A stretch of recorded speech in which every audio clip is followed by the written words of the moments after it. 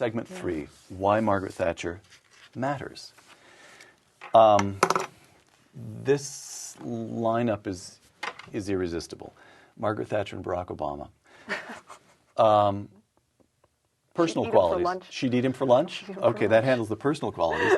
What can we learn about her conduct of the Falklands War as compared with his conduct of the war on radical Islam? I think this is a slightly unfair comparison because there is no state called there's no state called radical Islam. All right. Okay. Let's at least make sure we're comparing the same things. I mean, if we're talking about how does he prosecute wars, let the record show that you take pains to be fair to Barack Obama. All right, go ahead.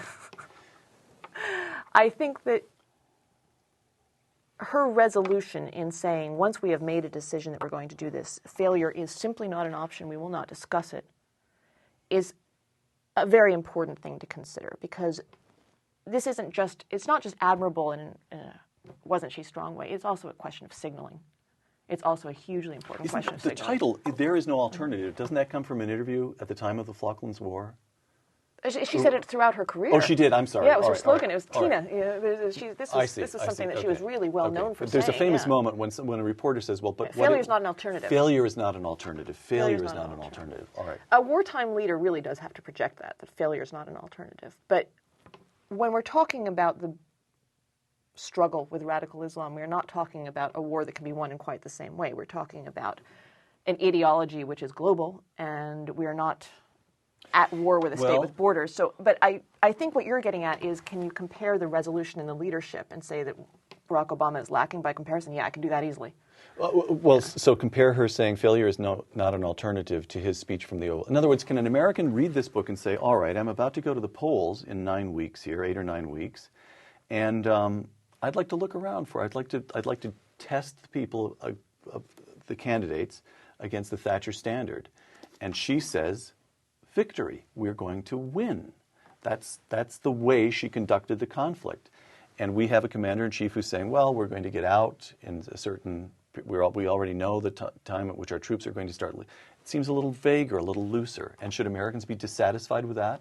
Is that the lesson? Is that the applicability of the example of Margaret Thatcher? One of them. It is. All yes, right. I agree. I agree that it is insane for a commander-in-chief to be saying we have,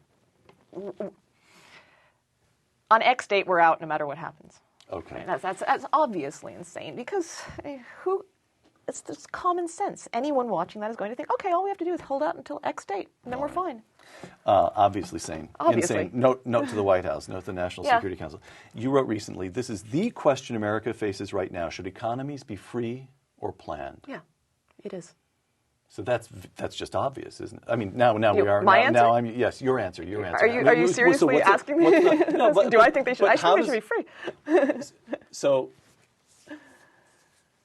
is there a Republican that you're aware of? Does the Republican Party just sort of, you live in Istanbul, so you're not going to be as up on this or that minor figure, but did you get the feeling from the Republican Party that they're saying that they understand Mrs. Thatcher's message? Not nearly enough. This is a moral matter. This is not a matter of pennies and dollars. This is a matter of the way we choose to live our lives. First, let's remember this fire hose of spending did start into the Republicans. Mm-hmm. And I am not seeing the Republicans renounce this or apologize for this or accept this with anything like the forthrightness that they need. In fact, the Republican Party right now reminds me of the Conservative Party at the time Margaret Thatcher came to power. I have to be fair, because the person who was in that seat just before you a couple of weeks ago was Haley Barbour, governor of Mississippi, chairman of the Republican Governors Association, and he effectively apologized. He said, we did this to ourselves. So there's one, but go ahead. There are Republicans, and Here and there. Newt Gingrich has been very, very supportive of the book and has been telling people about it and speaking about it, which endears him to me enormously, obviously, and is saying this is exactly the message that the Republicans need to be embracing right now.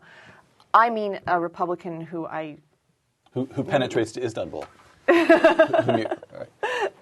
Yeah, I'm not hearing it said loudly enough, compellingly enough, and in a way that's really making it through to popular consciousness. Not just we did wrong, it started with us, but this has now gotten to the point where it's a genuine danger to the United States on both sides. I'm not hearing that.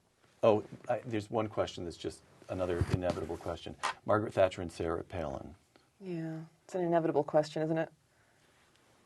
Is Sarah Palin, to what extent is Sarah Palin a Margaret Thatcher in embryo? Well, she's a woman. She's from a small town. She's a conservative. And Oh, you're not going to go any farther than that? I don't think there is any further than that to go. Oh, you don't? No, I don't think No, there's but any you further wrote than that something, to go. I can't remember where I saw it, but you wrote something, it was either on Ricochet or over at the City Journal. You wrote something on the web saying, I think you were giving her credit for tremendous intelligence and saying, now, however, before any real comparisons can be drawn between Sarah Palin and Margaret Thatcher, Sarah Palin needs to study up.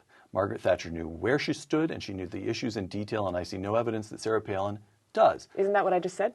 Well, yeah, but that suggests... I don't see any further to go.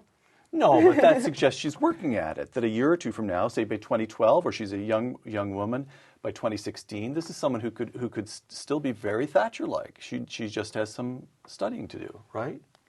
Margaret Thatcher had a 20-year parliamentary career in which she clearly expressed every position relevant to Britain's political life, foreign policy, economy, in terms that were absolutely clear to anyone who wanted to consult them by the time anyone was seriously talking about her as a leader of the Conservative Party. No one was saying, well, in a few years maybe she'll have mastered this. She had mastered this all years before anyone was seriously talking about this. And we're talking about President of the United States at a time of unique geopolitical danger, at a time when the United States economy is in the worst shape it's been in since the Great Depression, and no one is even entirely sure why. We're talking about the world's last remaining superpower to which every other country is looking for signals, for hope, for leadership. And we're talking about putting someone who might be prepared in 2016 in office? Are you serious? Where are the adults? I don't want someone who might be prepared in 2016 to even be spoken about as the possible president of the United States right now.